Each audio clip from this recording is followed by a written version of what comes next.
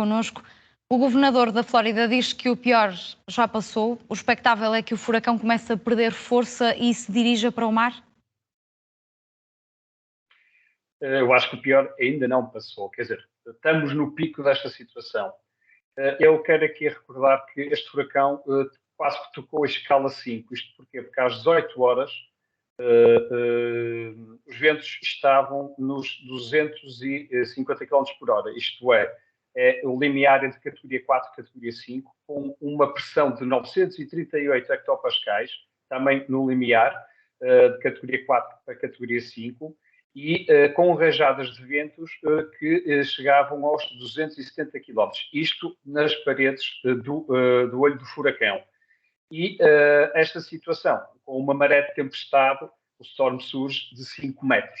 Portanto, todas aquelas imagens que nós verificamos nos vídeos da sua colega são, portanto, não é nada mais do que o mar a subelevar-se 5 metros do seu estado normal.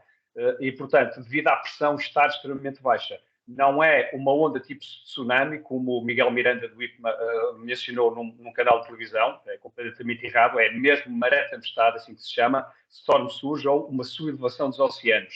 E, portanto, esses 5 metros são 5 metros onde o mar, juntamente depois com a ondulação de cerca de 9 metros, faz com que avance terra adentro. Eu queria recordar que toda esta parte de Fort Myers até Tampa, portanto Port Charlotte, Cape Coral, portanto, mesmo até o Northport, é uma zona que está toda entre os 1 e 6 metros. Portanto, eu acho que depois desta situação passar, podemos tirar as ilações de que devemos de ocupar as chamadas Florida Keys ou as wetlands da Flórida, nesta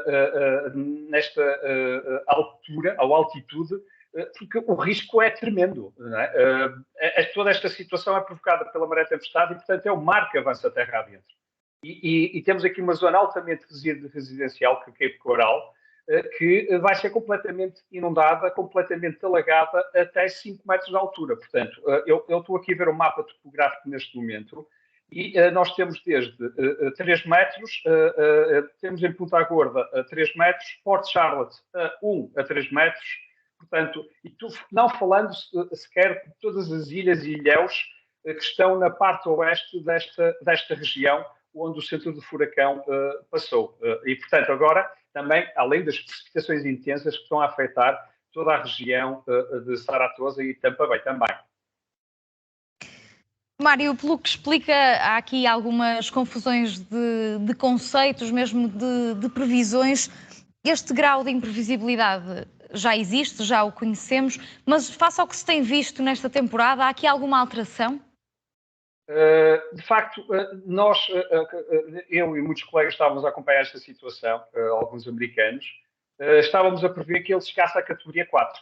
A National Hurricane Center, o NHC, não estava a prever, mas era quase óbvio que tinha todo o potencial para chegar pelo menos à categoria 4, porque havia um cinzelamento da oeste, havia cinzelamento em várias camadas, isto é, havia uma formação de vento favorável para que atingisse esse patamar, além de que existia um calor latente muito grande, portanto, uma grande energia ciclónica acumulada, e a temperatura da água do mar nesta área ronda aos 29, 30 graus. Portanto, tinha todos os ingredientes, mal passasse Cuba, e, aliás, quando estava a passar Cuba, não enfraqueceu, pelo contrário, ganhou alguma intensidade e mal saiu de Cuba, essa intensidade foi muito mais rápida e, obviamente, que chegou à categoria 4 e teve no limiar, hoje ao fim da tarde, na categoria 5.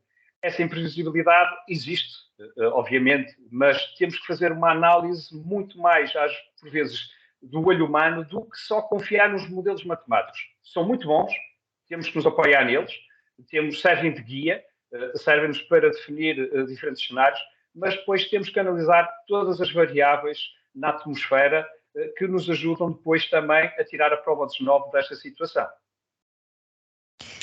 Até porque já era a previsão de que fosse o pior furacão que já passou. Há muitas pessoas presas em casa, claro que algumas não terão querido sair. Há uma ordem de retirada para 2,5 milhões de pessoas. Pode ter falhado a sensibilização também? Eu acho que falhou um pouco a prevenção. Eu acho que deveria ser uma retirada mandatória, portanto, obrigatória, tal como foi tarde demais quando aconteceu o Katrina, onde nós todos, também na altura, estávamos em louco, praticamente, a ver todos os modelos e satélites através da detecção remota, de que iria ser catastrófico se não fosse uma retirada mandatória. Foi tarde demais. Aqui houve mais tempo, houve muitas pessoas que não quiseram abandonar. Espero que não tenham sido nestas áreas extremamente baixas, mas de facto poderia ter sido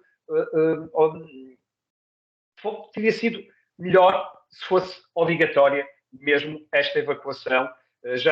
Todos os modelos indicavam que iria ser entre Fort Myers e Tampa, mas toda esta parte de Fort Myers, cerca de 20 km em terra, a elevação aumenta consideravelmente. Portanto, mesmo assim passamos para 21 metros, 30 metros, 40 metros. Mas toda esta parte da Flórida, sobretudo a parte de 20, 30 km da costa oeste, e mesmo da costa leste também, da península da Flórida, é extremamente baixa. Portanto, são wetlands, são pântanos, portanto, são vastas áreas com uma altitude muito pequena e que estão ocupadas e algumas densamente ocupadas, de uma forma errada, obviamente, ao longo destes últimos anos, através da especulação imobiliária e dos interesses imobiliários, obviamente. É claro que os portos, muito bem, devem de estar nestas áreas de onde desaguam o rio, portanto, para servir de abrigo e entre outras questões. Agora, a nível habitacional, há uma grande densidade nestas áreas e, claro, quando se diz que é catastrófico e os impactos serão muito elevados, porque a presença humana é muito elevada nessa área, obviamente. E havemos de falar sobre as alterações às cidades também por causa dos fenómenos climatéricos cada vez mais extremos. Temos visto secas, fogos florestais mais violentos, temperaturas mais altas e, Mário, isto também tem impacto na formação de furacões. Os furacões, repare, os furacões são como válvulas de escape à energia acumulada nos oceanos quando os oceanos atingem determinadas temperaturas. E, neste caso, existe uma anomalia positiva, isto é, as águas estão mais quentes do que é normal em algumas partes do Oceano Atlântico, nomeadamente até ao oeste dos Açores, desde a costa dos Estados Unidos até ao oeste dos Açores, mesmo na nossa costa também estão um bocadinho acima do normal, nos Açores estão muito acima do normal, e nesta região também. Eu recordo que, por exemplo, eu tive no furacão Lourenço, eu senti os ventos sustentados 172 km e rajados até 220, e era um categoria 2, chegou como categoria 2. Imagino que será um categoria 4, um categoria 5. E de facto, eu recordo que nesse dia, final de setembro para 1 de outubro, 30 sempre 1 de outubro, quando fui ao Porto das Lajes no dia anterior da chegada, eu indiquei e previ que o Porto das Lajes poderia desaparecer, dada a intensidade da ondulação e também da maré de tempestade. E essa situação acabou por ocorrer. Aqui, nós temos uma maré de tempestade de 5 metros, não de 2 metros como tivemos nas Lajes, nas Flores. Portanto, isto aqui, os furacões servem como válvula de escape. Portanto, se não tivéssemos furacões, as consequências a nível atmosférico poderiam ser piores. Portanto, quando existem furacões, e neste momento em todo o sistema tropical equatorial da Terra, existem cerca de 9 potenciais sistemas, o que indica que nesta região existe uma anomalia muito grande da temperatura da água do mar e muita energia acumulada.